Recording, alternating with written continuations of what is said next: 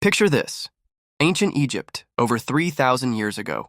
The mighty pharaoh Ramesses III sits upon his throne, ruling over one of history's most powerful kingdoms. But within the gilded walls of his own palace, deadly shadows lurk, and a conspiracy is brewing that would shake the very foundations of Egyptian power. But before we begin, don't forget to like and subscribe to help us grow our channel. This isn't just another tale of ancient Egypt's grandeur. This is a story of betrayal, ambition, and murder that reads more like a modern political thriller than ancient history. The year is around 1155 BCE, and in the sacred halls of the pharaoh's harem, a plot is taking shape. Now you might think of a harem as just a place of luxury and pleasure, but in ancient Egypt it was also a hotbed of political intrigue. These weren't just concubines.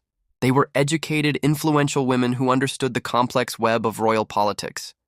And among them was one particularly ambitious figure, Tiye, one of Ramesses III's secondary wives. Tiye had a son, and like any mother, she wanted the best for him. But in this case, the best meant the throne of Egypt itself. Never mind that there was already a chosen heir. Tiye was determined to see her son wear the double crown of Upper and Lower Egypt. What followed was an elaborate conspiracy that reached far beyond the harem walls.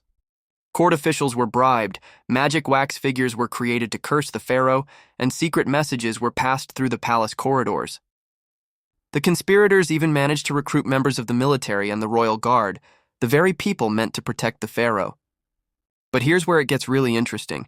Ancient court documents tell us the plot was discovered, leading to one of ancient Egypt's most sensational trials. Over 40 conspirators were caught and brought to justice. Some were forced to take their own lives, while others faced execution. Even high-ranking officials and nobles weren't spared. But here's the twist that archaeologists discovered only recently. Despite the plot being uncovered, it seems the conspirators might have partially succeeded. Modern CT scans of Ramesses III's mummy revealed a severe throat wound, one that would have been instantly fatal. This suggests that while the broader conspiracy was foiled, someone actually managed to get close enough to the pharaoh to kill him. This raises so many questions. Was the plot really discovered before or after the pharaoh's death?